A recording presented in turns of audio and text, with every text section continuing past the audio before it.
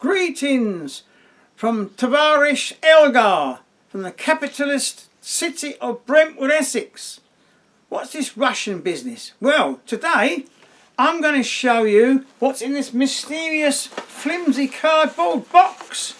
I've forgotten all about this. I was given it some years ago by a lady whose dad died. Look, it's a Russian LUBITEL, LOMO LUBITEL 166 Universal. It's all Russian writing on it. Thank God it's in English around the other side, I think. Well, we're going to see what's inside, shall we? It's very flimsy, but there we are. There's a little thing here with a little mask thing in. I'll show you what that is in a minute. Inside we have, this is what you call an unboxing, I do believe. Yeah, we've got this case here with a zip. Now inside there is the actual LOMO LUBITEL Universal 166. It's a bit difficult to get out. Prise it out. There we are. And here we have the Russian LUBITEL Universal 166 camera. Medium format. Wow. Takes 12 pictures on 120 roll film. And you can have it on 12 pictures and you can have it on 16 pictures. By the aid of fitting this little doobry inside the film plane. And it will take 16 pictures. We'll try and show you that in a second. I've only ever used it for 12 at the moment. But what's famous about this? Well, it's extremely cheap. That's the main thing about it. It's made of tin, but a plastic lens cap, which is a bit stiff. You pull it off. I put my name on there with a little white label, name and address, as I do with all my lens caps. In case it gets lost, somebody will send it back to you in the post. So that's the lens cap. There's twin lenses. Look, viewing lens and a taking lens. And what's the name of the taking lens? Well, it hasn't got a name. If it is, it's in Russian. Oh, it just says LOMO 75/4.5. That's 75mm focal length. Maximum aperture is 4.5. The viewing one doesn't have anything on it, so we don't know if that is a wider aperture for viewing or not. But I've used it. I'm going to show you some results. So we'll go through it. You view by pulling up the hood like this, and you look down into the hood, and lo and behold, it's very, very bright, and everything you think is in focus, but it's not all in focus, because this is a special mechanism for focusing. In the middle you have a little ground glass circular bit, which is where you actually focus. The rest of it is in focus all the time, so you can easily be caught out. You've got to try to put up the magnifying glass from inside here. Ah, it's a little magnifying glass. There we are.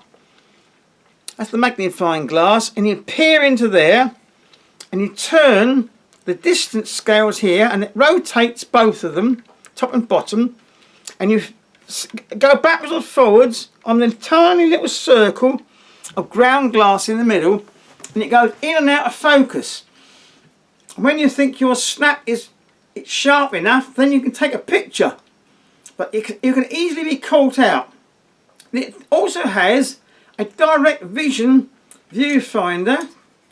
By pushing this, I've tried it out once before. You push this down like that, and you've got to catch it. You have to catch that like that. And if you're lucky, it stays up like that. Then you can look through here.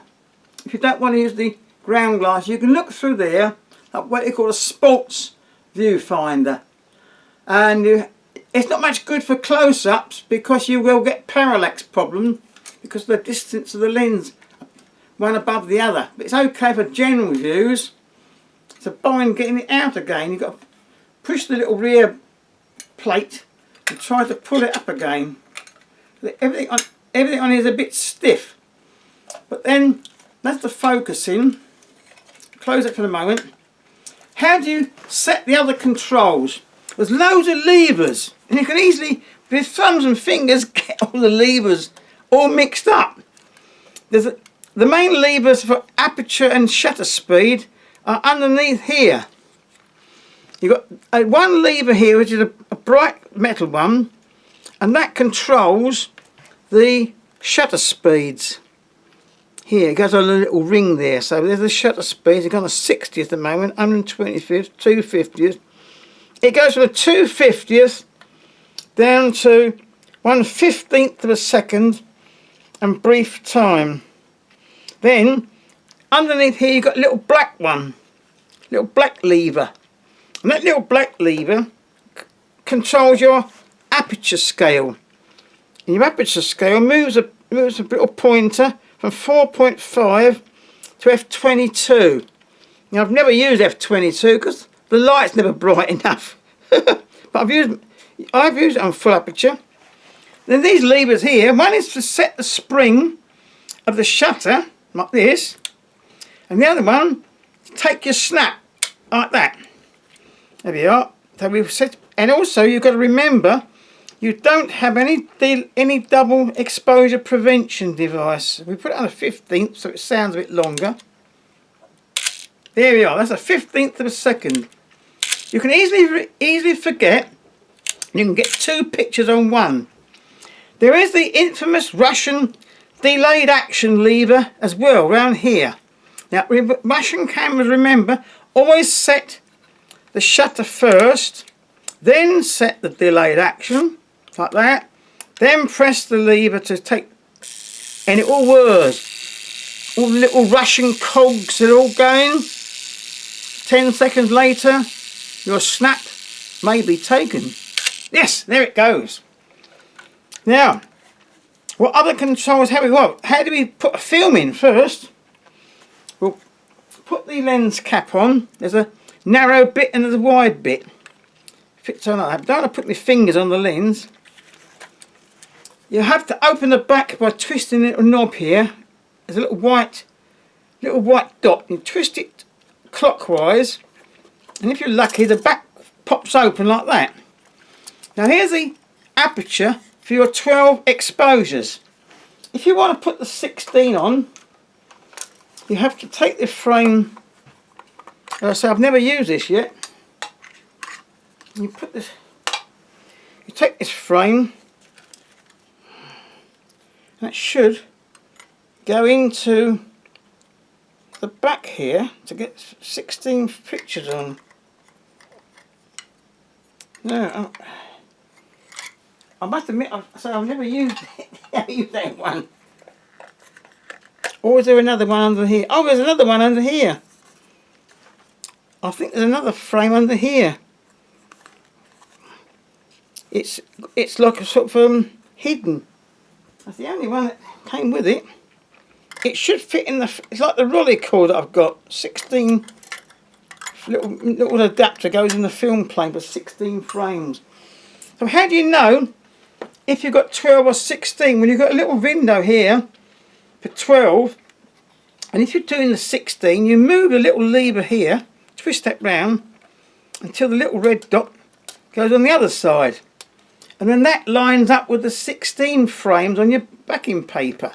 You've got to remember that. There's a bit to remember. So we'll put it back to the 12. I wasn't very successful in doing the 16, was I? Here's your backing paper.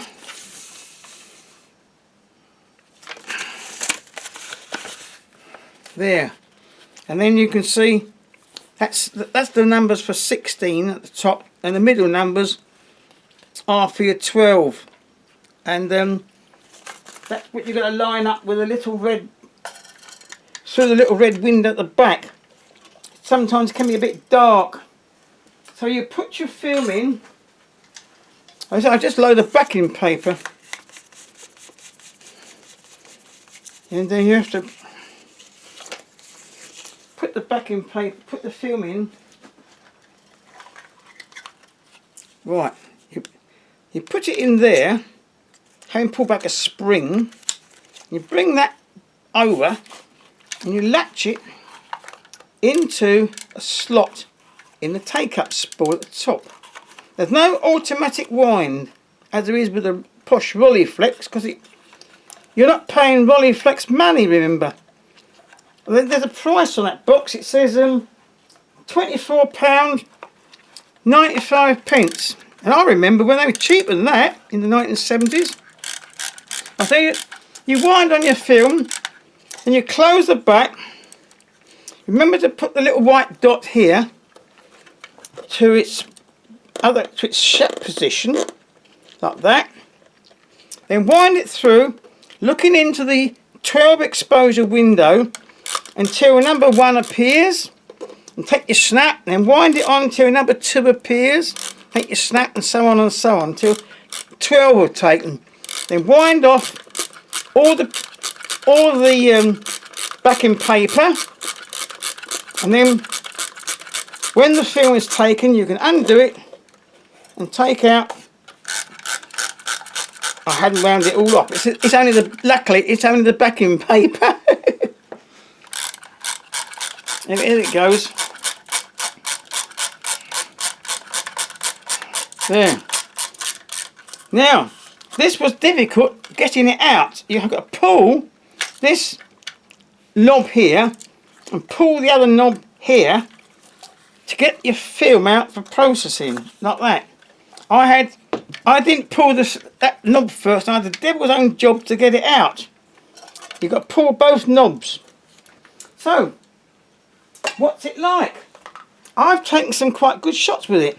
They're on my Flickr, and I can give you a link down below. But here's a black and white one I did of my sister-in-law's new dog with twin flash, because it synchronises at all speeds because it's between the lens shutter.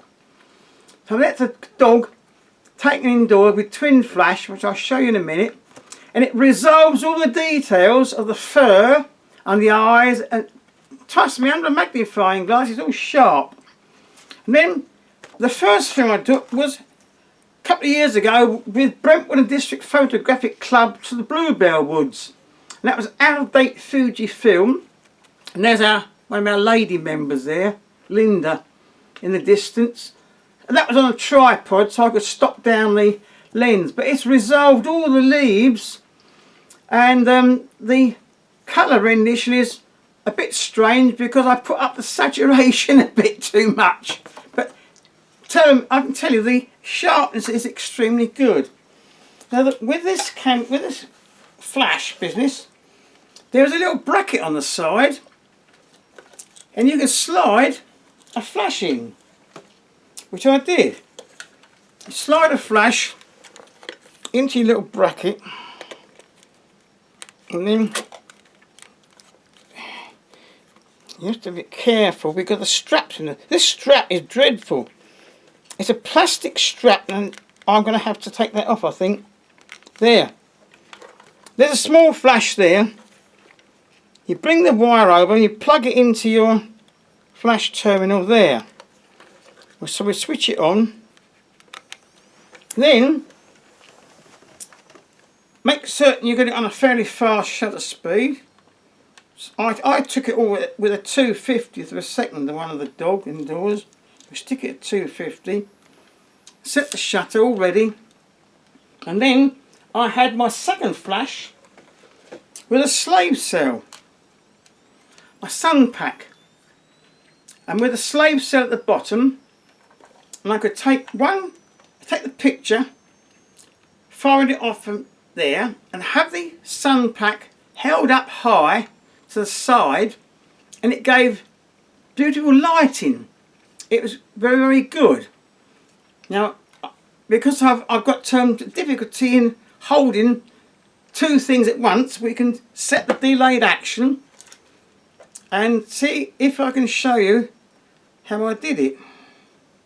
I set the shutter, pull the delayed action, make sure the little lights are on for the flash, yes. We're going to set the shutter going, there we go. When one flash goes, they should both go.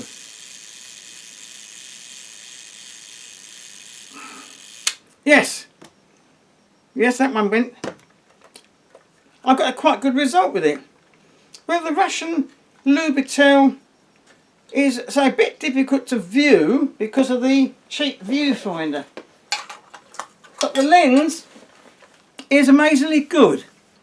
So that's about all I can tell you about it at the moment. So if you've got one, Tavarish, go out and enjoy it as I do. Thanks for viewing, and those of you who support my channel with Buy Me a Coffee / film, I'm very grateful, because as soon as the restrictions are lifted, I'm going out with some fresh film for a change and do some wonderful exhibition prints. And don't forget to subscribe to my channel and press a little bell thing down below, and you'll be notified when I put another video on. So cheerio for now, folks. Bye bye from Capitalist Brentwood.